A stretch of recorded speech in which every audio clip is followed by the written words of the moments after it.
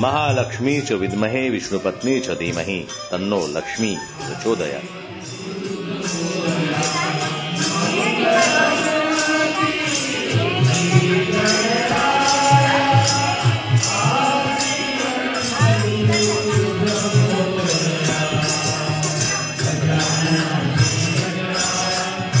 श्री गणेश आगमनानंतर भाद्रपद महिन्यातील सप्तमीला अनुराधा नक्षत्रावर ज्येष्ठ कनिष्ठ गौरी अर्थात महालक्ष्मी देवीचं आगमन होतं.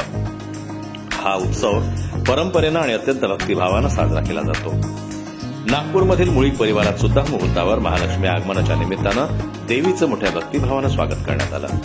या पारंपरिक उत्सवात घरातील चारही पिढ्या एकत्रित येऊन सामूहिकरित्या देवीचं पूजन करतात. सर्वांगी सुंदर पुरुषेंदुराजे गंडीश केमा मुक्ताभराजे जय देव जय मंगल मुरली हो श्री मंगल मुरली दर्शन मात्रे मन स्मरणे मात्रे कामना मुरली जय देव रत्नगौरी कुमरा चंदनाची रूढी कुंकुम पद्माकर मुळीक यांनी पूजेचं महत्व उलगडून सांगितलं तर घरच्या गृहिणीसाठी या गौरी आगमनाचं एक वेगळंच कौटुंबिक आणि भक्तिमय क्षण असतात असं भारती मुळीक यांनी या प्रसंगी सांगितलं. आपल्याकडे महालक्ष्मीचं आगमन झालेलं आहे आणि आज महालक्ष्मीचं पूजन आहे. तर कशा प्रकारे आपण हे पूजन करता, कशा प्रकारे महालक्ष्मीचं आगमन त्यांचं स्वागत कसं करतात? या मुळीक घराच्या महालक्ष्मीबद्दल सांगायचं झालं तर हे आमचं 59वं वर्ष आहे. यामध्ये आम्ही महालक्ष्मीचं यथोविधी पूजन करतो आहे.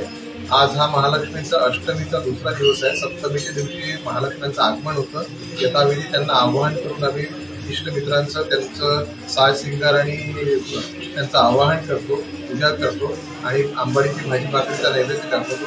आज त्यांना पंचपक्वानांचं 56 भोग या पद्धतीचं सगळं गुण्या गोविंदांनी त्यांचं पूजन करून त्यांना नैवेद्य दाखवून जन्मोजन्मी पुढच्या पिढीपर्यंत तुमची अशीच सेवा हो हीच मागणं माझं असतं. साधारणतः किती वर्ष झाले आपल्याकडे? मी सांगितल्याप्रमाणे हे मूर्तांची घटना 59वं वर्ष आहे. ही महालक्ष्मीची पूर्ण मूर्ती बघाल तर माझ्या वडिलांनी लग्नाच्या पूर्वीच घेतलेल्या मूर्ती आहे आणि लग्नानंतर त्या नागपूरमधनं घेतलेल्या मूर्ती आहे. नागपूरच्या बाहेर वडील राहत होते. त्यांनी परत लग्न त्यांचं नागपूरला झालं आणि ह्या नागपूर लक्ष्मी आमच्या घरी आले.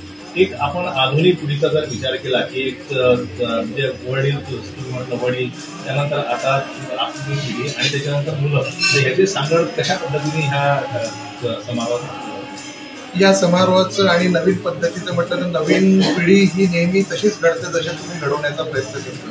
तुम्ही संस्कार मुलांना तुम्ही मग आपल्या मोठ्यांशी जसं वागाल, तुम्ही आपल्या आई वडिलांचं जसं सेवा कराल, त्यांच्या म्हणण्यानुसार जसं तुम्ही तुमचं विवेचन कराल त्याच पद्धतीने तुम्ही नवीन पिढी पण तयार होते असं माझं ठाम मत आहे.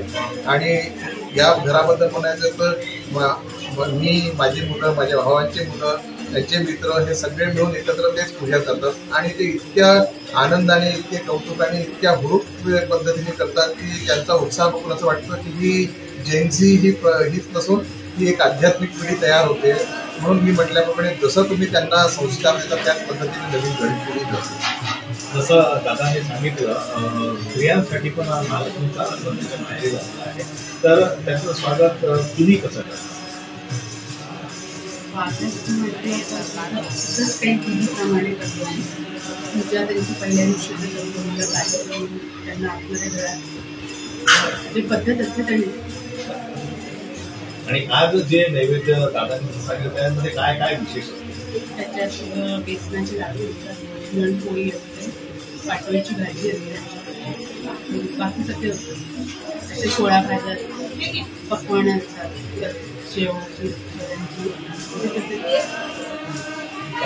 ह्या जे गणेश महोत्सव आहे आणि महालक्ष्मी महोत्सव यावेळेस तुम्हाला जर वाटतं की धार्मिक संदेश जर द्यायचा आहे युवा पिढीला म्हणा किंवा सगळ्या पिढीला तर तुम्ही काय?